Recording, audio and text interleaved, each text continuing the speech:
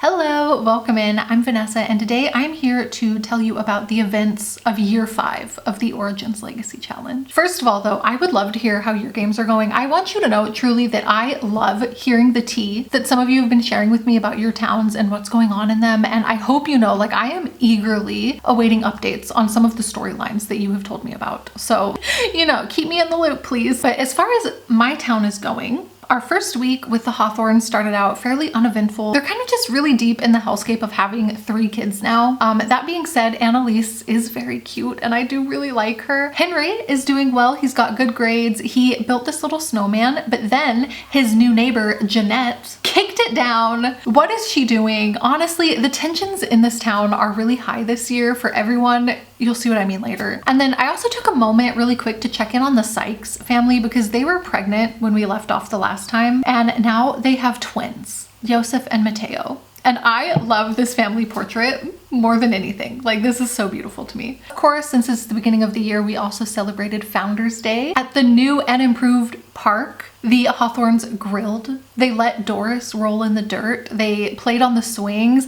They didn't change Quinn's diaper all day. It was a great time. And also I had them stop in at Faith's art gallery. It's really a poppin' place. Like, this is truly a social meeting point, a gathering point for the whole town. The people love coming here. I'm sure Faith is so proud of that. Now, here is where the tensions in the neighborhood really start to boil over. Henry got in a fist fight with Theodore. I don't know why. They're supposed to be friends. They usually get along. And then Georgia came over and she started a fist fight with Landon. Georgia, of all people? Like, what is going on? And on top of that, okay, Landon had a wish to speak with Ryland. So I was just about to have him call her for a chit chat when suddenly he gets a text message from Ryland saying that, like, she heard some bad things about him and she doesn't know how she feels about him anymore. And then later, Devin, Ryland's teenage son, also called Faith to tell Faith that she should dump Landon because he sucks. And then Jeanette invited Landon over and I was like, okay, Jeanette is like his one real friend in the neighborhood. Like, they're really friendly. But then he got there and she was just yelling at him the whole time. Like, I really think that Georgia dragged this man's name through the mud and smeared his reputation across town, which, like, it's fair enough. There's no reason to be fist fighting your neighbors at this big age, but like, she started it. She's the one that started the fist fight, you know? I don't know. I'm also trying to figure out the relationship satisfaction and fear system and have people like talk through their issues, which sometimes, as you've seen, can make things worse. But with Faith and Landon, it seems to be going okay. It's still a little shaky, but their relationship is like improving and getting back on track. So oh, also, Georgia keeps calling people and like asking them if she should have another baby. And this time she asked Faith, which is so funny because I'm sure Faith was like, you just came to my house and started a fist fight with my husband. So like, no,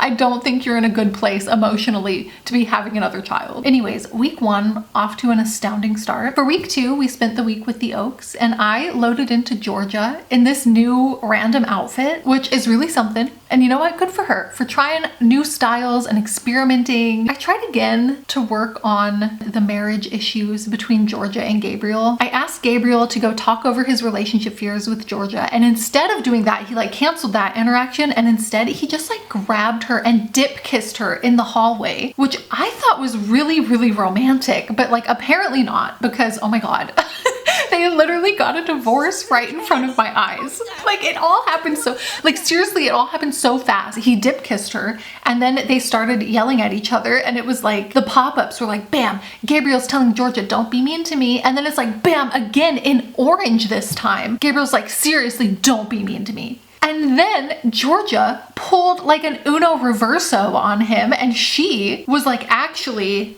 I'm breaking up with you for being mean to me, which feels a little bit gaslighty if you're asking me. And then she got a moodlet that was like, I'm so glad I cut things off with my toxic ex, alongside, seriously, no joke, alongside the moodlet saying that she was delighted that she got to be nasty and mean-spirited to someone because she just loves being mean to people. I was like, okay, girl, whichever narrative you want to go with, just like pick one. But like, oh my God, what do they even do now? Like, obviously, I think that they would leave Georgia to have the house with the kids. So I thought maybe I would just send Gabriel to live with Nick in the mansion for a little bit, and they can start the divorced dads club. I think that that sounds nice for him, and it also sounds nice for Georgia and the kids to have the house to themselves. But Georgia's relationship with Grace is pretty shit now too. And so I don't know if it's like Grace is taking her dad's side in the divorce, or if it's just because she's like a teenager and has this emotional void illness thing. But yeah, she's not taking it well. And I don't think Graham is either, because he got in trouble at school. So now Georgia is like watching over them while they do their homework. You know, she's like, the shame of the divorce is enough for me. I will also not have the shame of my children doing poorly in school. And then Graham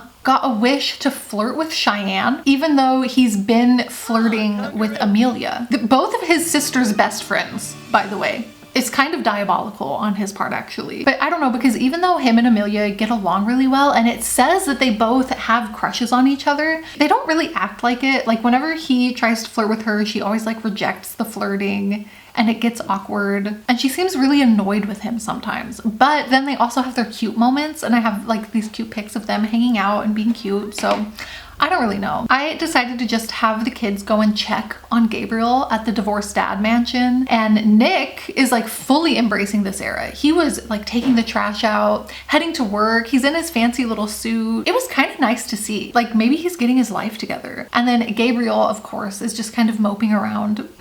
I signed him up for Cupid's Corner, and I love his stupid thumb selfie. This is so iconic. There's not a lot of options on the dating app right now, but Kaylee, the town's new single mom, is on there. So I had them exchange numbers. We'll see. Georgia, on the other hand, is like bored in the house, and she's in the house bored. She's just like watching romance movies all day, lounging by the pool. I don't know what to do with her, really. I thought maybe she should try getting a job, because she was getting all of those job offers last year. She's never expressed interest in that. What she does wish for all the time, constantly, is to get into a new relationship and have a new baby. Like I said, it's a midlife crisis. I don't really know who she could try to move on with, but I did send her to the art gallery, since, you know, it's the pop-in social event place to meet new people.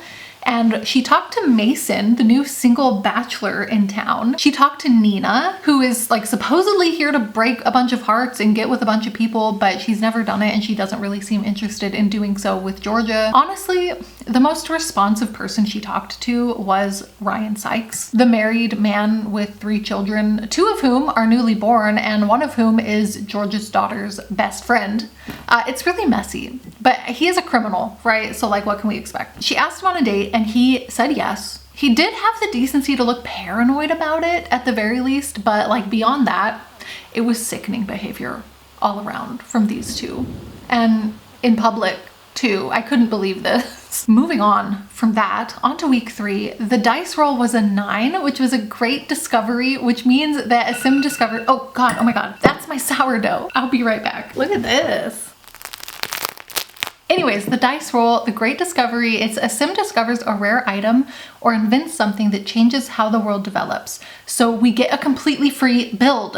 This is actually such an OP dice roll, and I was so excited to get it, because even though now I would like to start building most of the lots myself, I did find this really beautiful cemetery lot, which I thought was perfect for Willow Creek, and I really wanted it, but it's so expensive. It's like 100,000 simoleons, and the rate at which we're saving up taxes for builds, we're never gonna get that. Like, I truly thought I was gonna have to give up on this cemetery, because there's just, we can't afford it. And a cemetery is required for the challenge, so you have to have one. So this dice roll really means a lot to me, that I can have the beautiful cemetery of my dreams. And I'm gonna say that the discovery was basically like a bunch of really nice stone. Like, maybe while Grace was digging for crystals, she found like a vein of granite or marble or like something really nice, and they decided to make tombs out of it just to be prepared for the future. So this week is the Rosewoods week, but I wanted to take a couple days to spend with some of the new settlers, just so, like I said, that they get to exist in the community as well. And I wanted to start rebuilding some of the lots, like I said I was gonna do. So our first stop is the Sykes. They were our first ever settlers, and I thought about what style of houses I wanted to have in this like rich people neighborhood.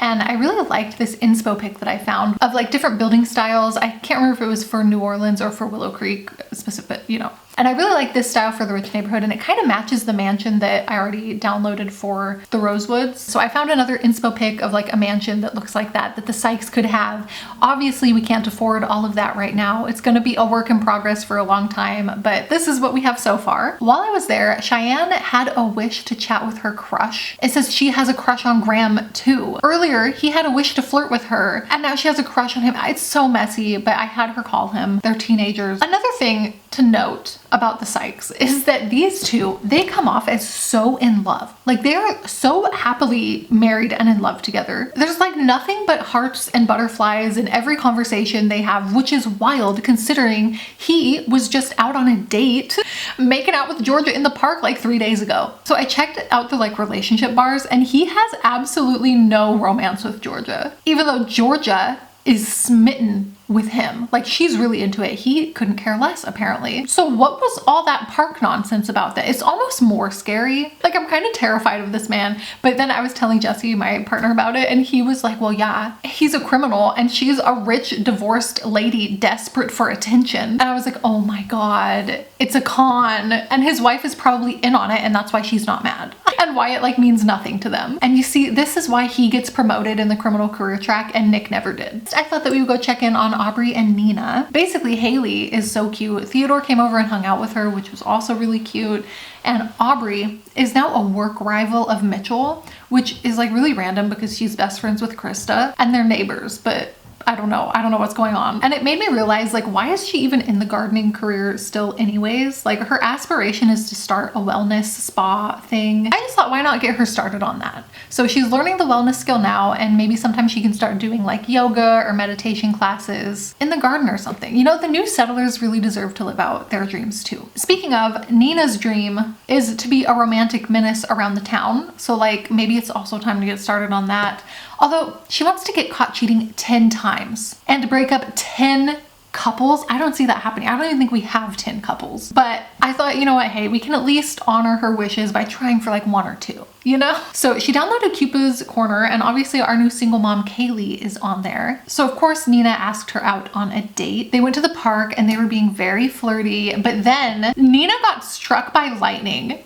And I was like, wow, that's karma for cheating on your girlfriend. And then immediately after this, Kaylee got struck by lightning. I was like, okay, the universe is definitely telling you something. And Aubrey is already like suspicious of her. She kind of has a feeling for what's going on. So I guess that's good progress for like a bad thing. Anyways, I did want to get over to the Rosewoods, and I loaded in to Edwin aging up with this fuck ass Bob Coconut Head situation. Amelia invited over Graham, and as usual, she is just like this responsible adult, like cooking dinner for everyone in the household while also chatting to Graham and doing her homework at the same time. She's a miracle, honestly. Like, what did we do to deserve Amelia? She also extinguished Devin when he set a fire. We love our responsible princess. Now, Ryland, you know, when she first got here, I was like, wow, a witchy girly, and her aspiration is to open an apothecary. It's so cute. But at the time, I was still in the mindset that like the new settlers probably weren't gonna get to do their dreams. But somebody left me a comment that was so true about how Ryland is like exactly what this town needs to cure all of their 24/7 illnesses that they keep getting. Like, we could really use an apothecary, and you were so right to suggest that.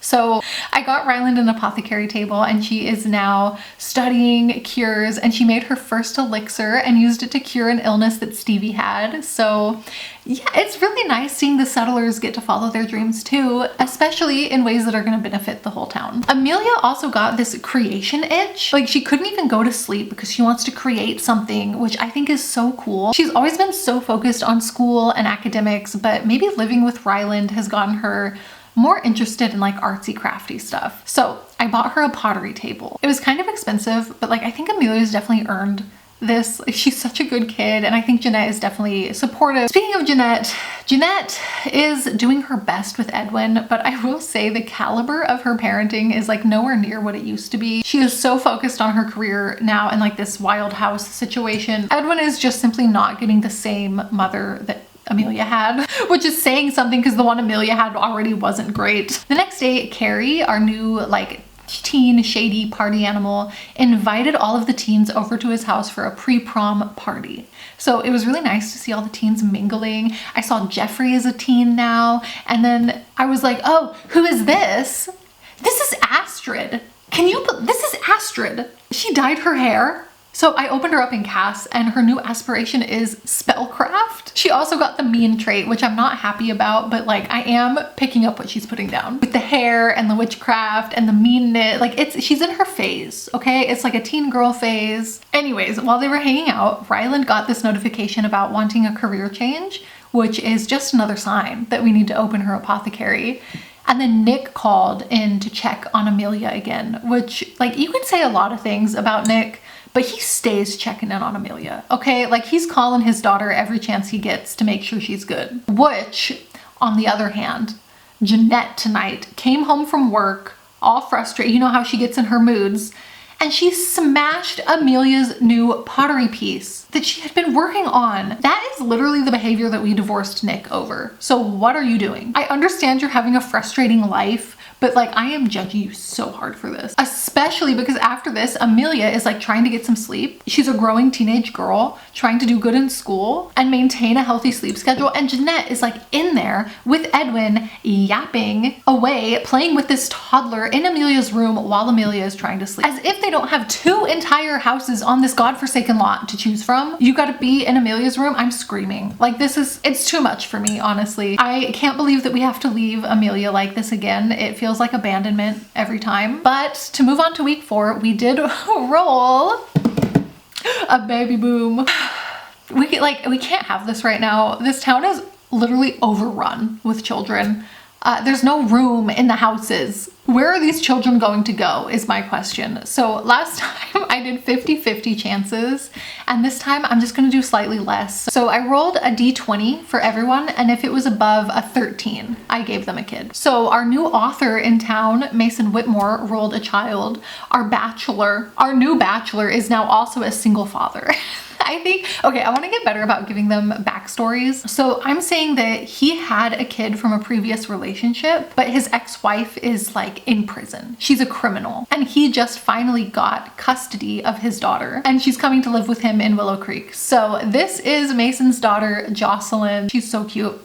The Sykes also have a new baby on the way. I guess they have this huge house now. They gotta fill it up somehow. And everybody else escaped, thankfully. So on to this week with the Willoughbys. I do love this family. Like, look at them all still sitting together and chatting for breakfast. I was so excited to get into Cass and see Astrid and Theodore as teenagers. I really went all out with Astrid's outfits. I think like if anyone was gonna go full send, commit to the bit for an aesthetic like this, it's Astrid. You know, you don't grow up in a Victorian tiny home without getting a little flair for the dramatic. So I love her. Theodore is also so cute. He's erratic and neat, and he wants to be a nerd brain. He likes computers like Krista does, but I think he also takes after Mitchell a lot in his like fashion and style. Then immediately Astrid wants to drop out of school, which I think that at some point Krista and Mitchell would probably be supportive of something like that, but like right now, you just became a teen yesterday. You haven't even been to school yet. To be honest, like at least go to high school for like 5 minutes first, you know? She also set the stove on fire because what would life be if I wasn't fearing for all of my favorites' lives all the time? This was cute too. Krista misses her kids while they're at school, and she got this notification like 5 minutes after, like immediately. She was like, I miss them. Also, Theodore tried to hack the school computers. Again, we know what type of nerd he is. It makes so much sense with Krista as a parent. It's so nice to see Krista's influence. Mitchell also had the greeny meanie illness, so I sent him over to Ryland, the new apothecary woman, to craft a cure. And while I was there, I got this pop-up that Amelia and Jeanette now have a difficult dynamic.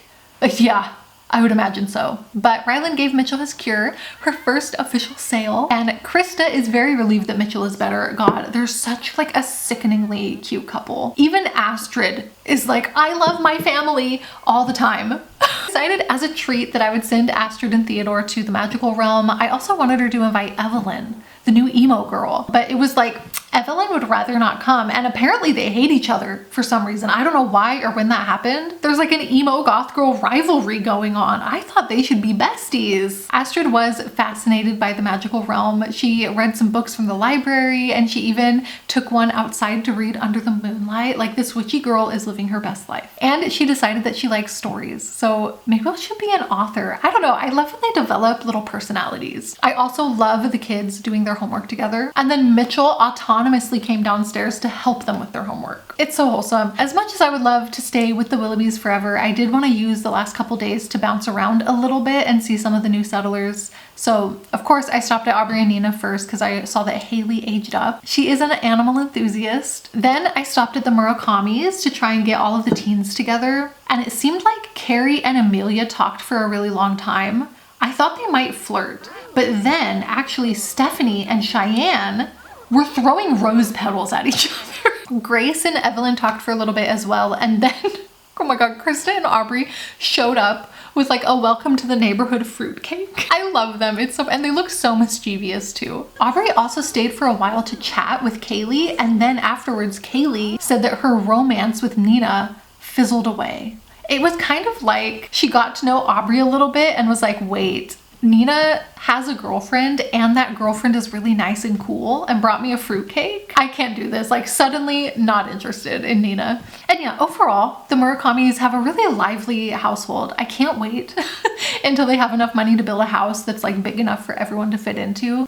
Cause you know, we have like 15 kids in 2 bedrooms or something. It might be a while because I also decided that I really want Kaylee to follow her dreams too. She's currently in the culinary career, but her actual dream is to own her own business. So I thought, you know what Willow Creek needs? A cute brunch spot, like a little cafe. So I had Kaylee buy this lot as a small business, and I built like an ugly little hut. I don't know. I'm gonna watch some tutorials on how to build better Willow Creek style buildings because I know this in the art gallery, like it's not it. But we'll get there. I promise we will get this town there. And then finally, I decided to go over to Mason Whitmore's for a little bit. I wanted to make sure that his daughter, Jocelyn, is like settling into her new home okay. And actually, does he kind of look like Cillian Murphy here?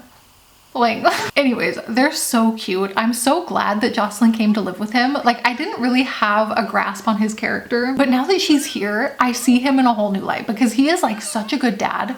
Like, one time he came home from work and he had to pee so bad. And so obviously I queued up the action for him to go pee, and he autonomously ignored that command. He came inside, potty trained Jocelyn, fed her dinner in the high chair, and then tucked her into bed and read her a bedtime story before he went to pee himself. And that was wild. I've actually never seen a sim do something like that before. Like, his dedication to his child is defying the game's whole command system. He also self-published a children's book he wrote, so he is on the road to his dreams to be an author as well. And I thought it would be cute that he started with a children's book for Jocelyn. Faith invited him over to hang out, which was really nice of her. And while he was there, I saw that Annalise is a toddler now too. She's angelic, which is so true. Look at her. And Quinn is a child. She got a dog lover trait because she grew up with Doris, which is so cute.